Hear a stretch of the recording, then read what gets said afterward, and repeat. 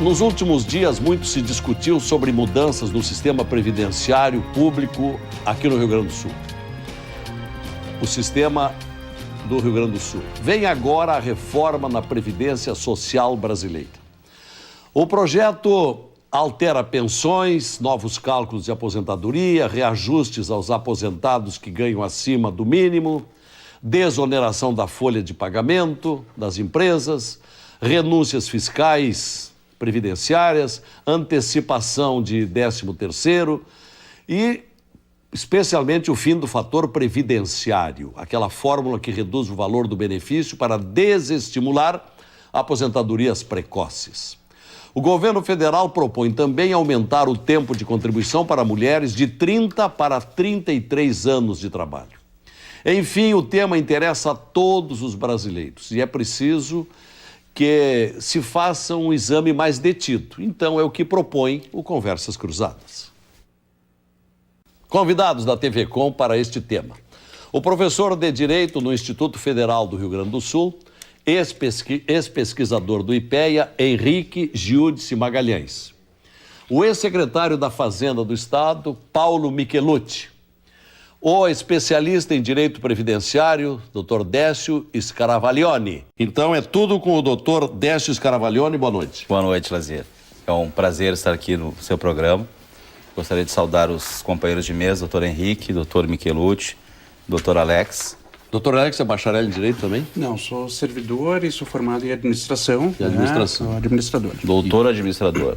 Ok. E eu gostaria de fazer assim, um pequeno gancho com a fala do nosso secretário Michelucci, porque, na verdade, nós vivemos hoje em dia uma situação talvez paradoxal. Nós temos que situação? Quanto melhor for a saúde da população, pior é a previdência. Interessante. Repita isso. Ou seja, né, nós temos que entender que quanto mais vivermos, mais condições de saúde tivermos e mais ou crescente for a expectativa média de vida do povo brasileiro, isso vem aumentando espetacularmente. Basta ver o dado que o Dr. Michelucci citou de 1950, o ano do seu nascimento, onde o homem vivia 52 anos, hoje já são 74. E estamos caminhando aceleradamente para que isso aumente. O Rio Grande do Sul, dentro do Brasil, é o país onde mais pessoas centenárias, né? Onde temos maior quantidade de centenários. Na Europa, se não me engano, é a Itália. Né? Ou seja... E no mundo é o Japão. No mundo é o Japão. Então, são questões onde temos que dar atenção, saúde, e hoje temos muito mais recursos, com toda a dificuldade do Sistema Único de Saúde, que é universal e gratuito, e aportam-se milhões e bilhões e nunca é suficiente. Não se sabe de que forma isso é administrado, não se sabe se a fórmula eleita pela Constituinte, em 88, centralização municipal, colaboração da União Federal, dos Estados-membros e dos municípios e a administração feita a nível municipal e nível municipal, se está correta ou não, porque é um problema muito sério. E aí já vamos caminhar para a Previdência. Por que eu digo vamos caminhar para a Previdência? Porque a Previdência Social, ela faz parte de uma árvore maior que se chama Seguridade Social. O que a Constituição define como Seguridade Social? É um conjunto integral de ações da sociedade e do poder público para bem atender as necessidades básicas do povo que vive no território brasileiro. Nós temos a saúde, acabei de falar do SUS, Sistema Único, né, de Saúde gratuito e universal, não é contributiva, ou seja, contribuímos mediante impostos, mas não há contribuição direta, então ela é gratuita. Nós temos a assistência social, e a assistência social que vale para os desvalidos, para as pessoas que estão na margem da pobreza ou abaixo da linha de pobreza, também é eminentemente gratuita e ela tem um benefício, né, para quem não sabe, que é o benefício de prestação continuada, popularmente chamado de LOAS, que vem da Lei Orgânica da Assistência Social, um salário mínimo para deficientes, e essa me parece a denominação correta hoje em dia, e também um salário mínimo para idosos acima de 65 anos, seja homem ou mulher, que não tenham condição de autossustento. E finalmente chegamos à Previdência. A Previdência Social, e aqui eu falo do Regime Geral de Previdência Social, basicamente, o que ela tem? Ela tem o viés extremamente ou completamente contributivo. Eu recolho minhas contribuições, e hoje nós estamos migrando do sistema de repartição simples, e entrou o critério atuarial, aí entra o fator previdenciário, Tudo isso, 10 anos depois de 88, Lazier, depois da Constituição, a emenda constitucional número 20, de 16 de dezembro de 98, instituiu o quê? O critério atuarial na Previdência Social Geral e também para os regimes próprios. E aí começa toda essa discussão. O fator é constitucional ou não é constitucional? Se o critério atuarial passou, e eu não sei como é que passou nas comissões de Constituição e Justiça, porque teria quebrado uma cláusula pétrea da Constituição, mas aí já passou, infelizmente, e o Supremo Tribunal Federal concordou com a constitucionalidade em termos.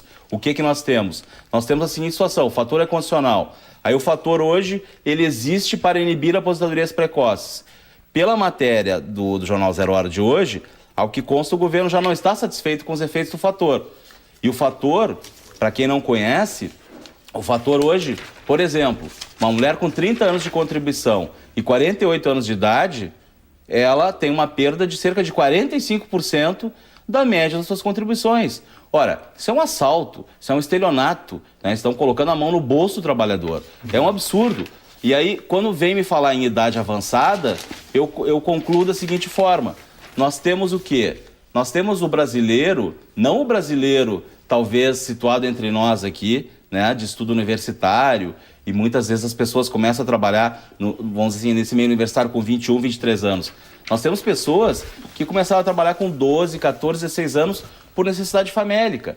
E essas pessoas, com mais 35 anos, pegamos um homem com 12 anos, ele não vai ter muita idade, mas talvez ele já esteja, né, com o seu organismo deteriorado, e é a maioria da nossa população e não a minoria. Por isso que eu digo, temos que pensar na sanidade do sistema das contas. Perfeito? Temos. Agora, podemos fazer reformas, né, sobre as coxas, como se diz? Claro que não. Vamos estudar, vamos chamar centrais sindicais, vamos chamar as entidades civis, vamos fazer uma discussão para que se tenha uma regra nova, quem sabe, mas que valha para 30, 40, 50 anos. Muito bem, doutor Décio Scaravaglione. Bom, Lazier, eu gostaria de... Não sei se eu posso votar, não trouxe meu título, mas eu gostaria de votar. Pode e deve. O que acontece? É justo elevar o tempo de contribuição previdenciária para as mulheres? A realidade de hoje, ela é ruim ou pior para as mulheres do que para os homens. Hoje nós temos o fator. Fala-se em possível extinção do fator. Bom, a mulher hoje, para vocês terem uma ideia, ela perde mais no fator do que o homem. Por quê? Porque homens e mulheres têm tempo de contribuição diferenciado. Então a mulher ganha o coeficiente integral com 30 anos e o homem 35. Então quem criou o fator deu o bônus 5 para a mulher. Então a mulher ganha um bônus, vai ficar 35, 35. Só que eles esqueceram que a mulher, em média, tem 5 anos menos que o homem quando chega aos 30. Se começarem com a mesma idade. Então a retirada do fator melhora para o sexo feminino. Exatamente. Hoje a mulher deveria ter o bônus 10. Por isso que ela perde mais no cálculo do fator que o homem. Então, retirando o cálculo do fator... E aí vocês podem ver que a fórmula 8595 corrige essa distorção. Corrige. Porque são 10 pontos menos. Mas ainda assim, vou dizer, vou afirmar, então acho que não é justo elevar o tempo de contribuição da mulher. Por quê? Porque nós temos a mulher avançando no mercado de trabalho, sim. Nós temos a mulher ganhando o mesmo salário que o homem? Não. Não é a realidade do mercado de trabalho. Isso talvez aconteça de forma igual tão somente no serviço público. Na atividade privada, as mulheres, há estudos, há estatísticas, percebem menos do que os homens e muitas vezes pegando a mesma função na mesma empresa. Ou empresas coligadas de um grupo econômico, etc. e tal. Então é importante que atentemos para esse fato. Bom, a fórmula aqui que eu estava dizendo antes, ela é o fator com um novo nome. A única vantagem é que quando eu obtiver os pontos, e como é que eu calculo 8595? Idade mais tempo de contribuição. Então a mulher tem que ter 85 e o homem 95. Ok? Corrige a distorção atual do fator, onde a mulher perde mais. E quem tiver mais, igual ou mais que 8595, mulher ou homem, está livre do fator. Acho que aí o segurado terá condições de efetuar uma programação da sua vida. Sim. E da sua carreira. Ao contrário de hoje, que cada vez que eu chego próximo, em dezembro vem um fator novo, é atualizado anualmente, né, a estatística da sobrevida do povo brasileiro, sim. E eu fico devendo. Hoje eu vi um caso de um cidadão com as portas dos 60 anos de idade e 39 anos de contribuição. Quantos pontos ele tem? 99. Sabe quanto é que ele perde? Ainda perde. Perde 3%. Ah, é pouco. Mas como é que um cidadão com tudo isso vai perder ainda 3%? Então, o fator ele é muito injusto. Ele judia com o povo, ele trata mal o povo que começa a trabalhar cedo. Porque o cidadão esse não, ele 40 anos de labor, o senhor referiu aqui 37 anos de uma carreira no serviço público, ou seja, é bastante tempo, é considerável. É claro que vai aumentando com o tempo, as pessoas vão trabalhar mais, vão viver mais, tudo tem que ser alterado, mas vamos tomar cuidado. Agora, a fórmula é menos gravosa que o fator, mas ainda assim grava um pouquinho. Eu gostaria... Uma opinião, Desculpa, pois uma não, opinião lateral na sua explanação aí. Conhecendo como o senhor conhece o Congresso Nacional, acha que essas propostas que estão aí no projeto passam? Eu acho possível que a da Fórmula 8595, sim. Das pensões eu acho difícil que passe. Porque, na verdade, se vocês lembrarem, no ano passado, o presidente Lula disse, eu veto a queda do fator. A extinção pura e simples, que era o projeto puro do senador Paim.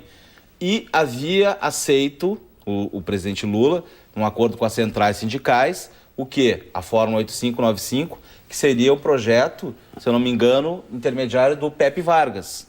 Lembram? Para amenizar, porque o presidente disse, não, eu veto a extinção do fator. E isso foi aprovado e só não foi adiante porque os deputados e senadores preferiram votar na extinção do fator no ano de eleição, porque renderia mais votos. Então, muita gente que em 99 votou a Lei 9.876, que é a lei do fator, no governo Fernando Henrique, no ano passado votou contra para extinguir o fator. Por quê? Porque tinha eleição.